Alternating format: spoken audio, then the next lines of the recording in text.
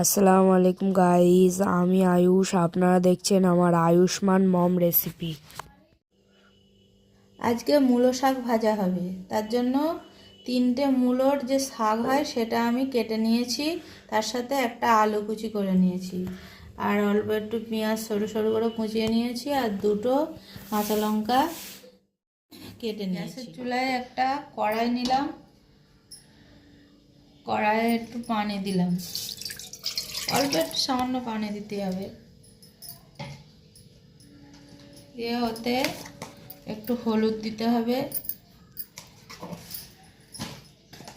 একটু লবণ দিতে হবে,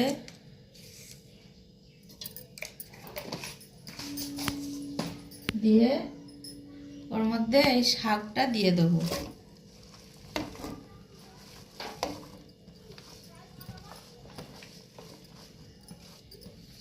শাকটা দিয়ে 5-10 মিনিট একটু সেদ্ধ করে নেব।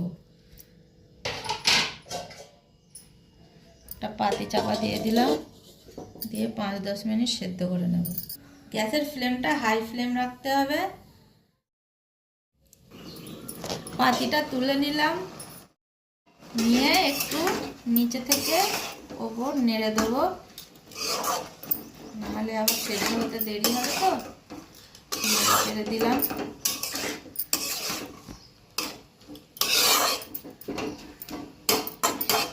দিয়ে আবার পাতিটা চাপা দিয়ে দেবো। এইদিকে শাকটা সেদ্ধ হচ্ছে, আর এইদিকে আমি চাল কুমড়োর বড়ি করে রেখেছিলাম নিজে হাতে, সেটা একটু ভেজে নেব, লাল লাল করে ভেজে নেব।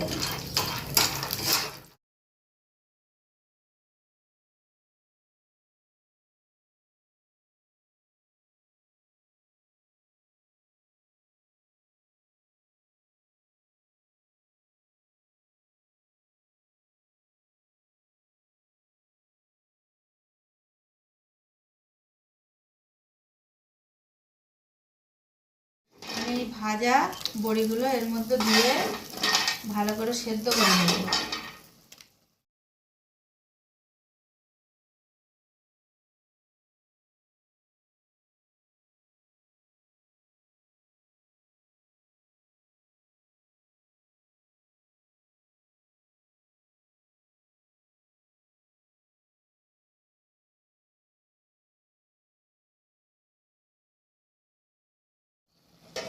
এখনো সেদ্ধ হয়নি, এই ভেজে রাখা বড়িগুলো শাকের মধ্যে দিয়ে দিলাম।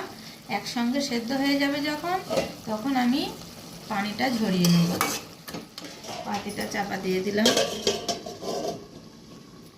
কড়াইটা গরম করে নিলাম চুলায়, তারপরে একটু তেল দিয়ে দেবো।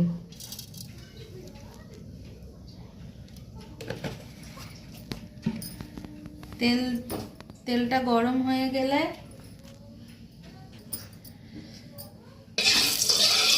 চারিদিকে নেড়ে যাতে না ফেটে যায়।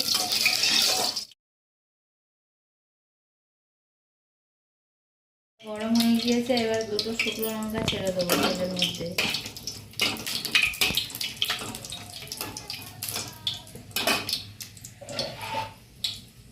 এবার কুচানো পেঁয়াজটা দিয়ে দেবো, কাঁচা লঙ্কা 2টো কুচি করে রেখেছিলাম দিয়ে দিলাম, ভালো করে ভেজে নেবো।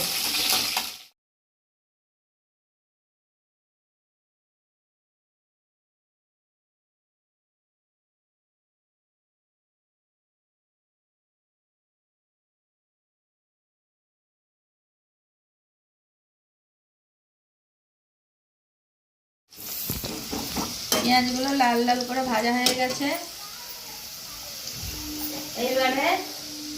এবারে সেদ্ধ করা বড়ি আর মূলো শাকটা এর মধ্যে দিয়ে দেবো।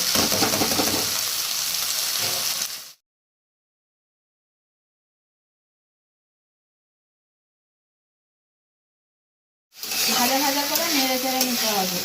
যেহেতু এর মধ্যে অল্প একটু লবণ দিয়েছিলাম, তাই আমি আরেকটু লবণ এতে দিয়ে দিলাম। আপনারা দিলেও দিতে পারেন, নাও দিতে পারেন, আপনাদের পরিমাণ মতন আপনারা দেবেন।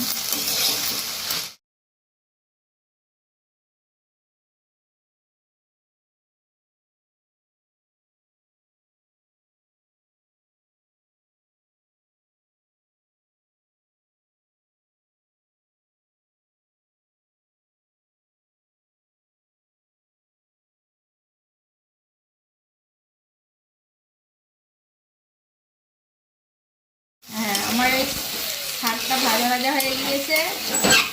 এবারে আমি গ্যাসের চুলাটা অফ করে দিলাম, দিয়ে এটা নামিয়ে নিলাম।